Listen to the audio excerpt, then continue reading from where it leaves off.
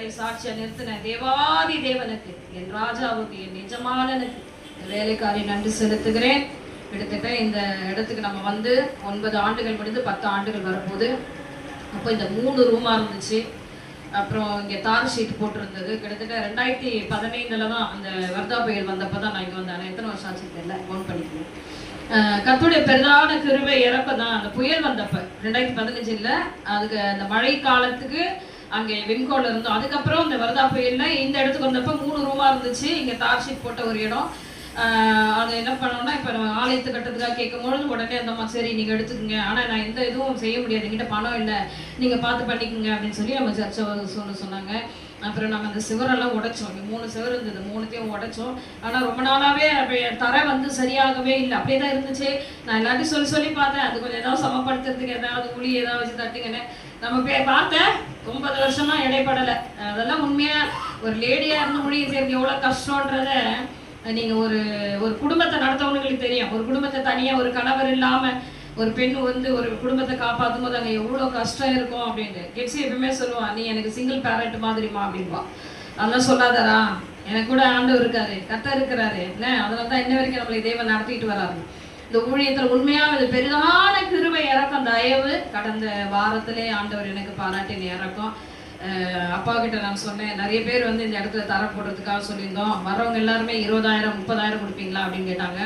அந்த இடத்த நீங்கள் உட்காந்துருக்க அந்த தரையில் அது போடுறதுக்கே 15,000 20,000 கொடுங்க அப்படின்னு சொல்லி ரொம்ப கஷ்டமாக இருந்தது. 2-3 பேர் வந்தாங்க.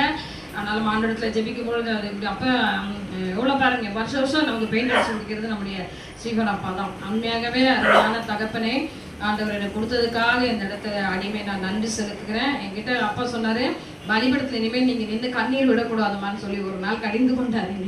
அதனால தான் நான் அழுவாமல் சாட்சி சொல்கிறேன். அப்பா வர்றதுக்கு முன்னாடிலேருந்து ஒவ்வொரு வாரமும் அழுதுதான் என் கண்ணீரோட சாட்சியாக இருப்பேன். இப்போ அப்பா சொன்னேன், நான் அழக்கூடாதுமா மேலே நின்று அப்படின்னு சொல்லி தான் எனக்கு கண்ணு கலங்குது. கர்த்தர் தகப்பனை கொடுத்ததுக்காக அவருக்கு நான் நன்றி செலுத்துகிறேன். அவங்களுடைய மனைவியுடைய உண்மையாகவே சொல்லி இந்த இடத்த நமக்கு வந்து ஷீட் போட்டு கொடுத்தாங்க. நாங்கள் ஓலையில் தான் போட்டோம், அதை எடுத்துகிட்டு ஓலை பிடிச்ச மாதிரி போட்டோம்.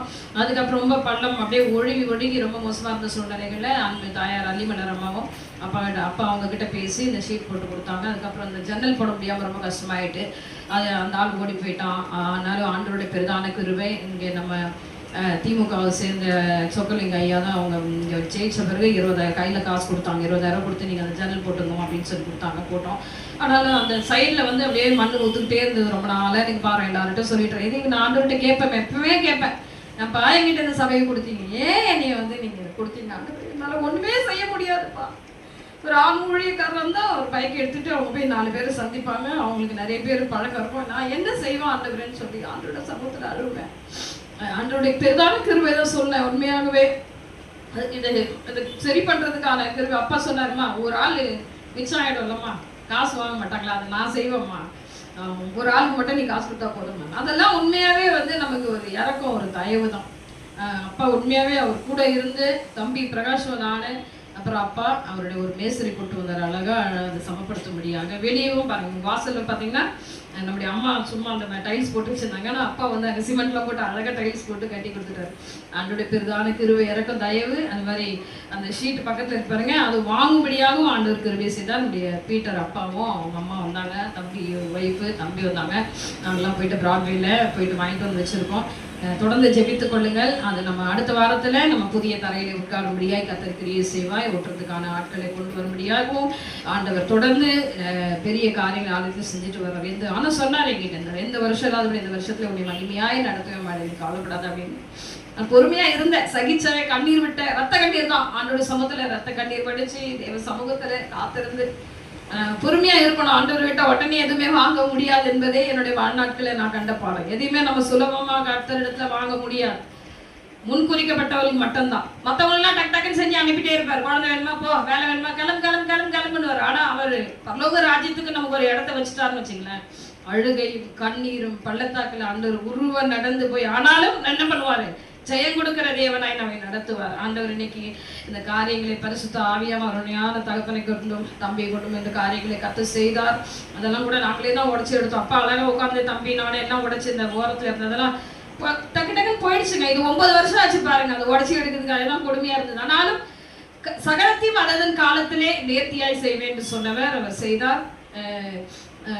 என்ன ஒரு 4500 ரூபா 5000 ரூபாய்க்குள்ளதான் ஆச்சு அந்த அந்த சைட்ல போடுறதுக்கு எல்லாமே. ஆண்டவர் மகிமையான காரியங்களை அவர் செய்தார். தேவநாமம் மகிமைப்படுவதாக, கர்த்தருடைய நாமம் மகிமைப்படட்டும். இரவு நேர ஜபம் தான் நம்முடைய மனவாட்டி திருச்சபைக்கு தூணா இருந்து பிள்ளைகள் ஜெபிக்கிற ஒவ்வொரு பிள்ளைகளுக்கு ஆண்டவராக இயேசு கிறிஸ்துவின் நாமத்திலே நான் நன்றி செலுத்துகிறேன்.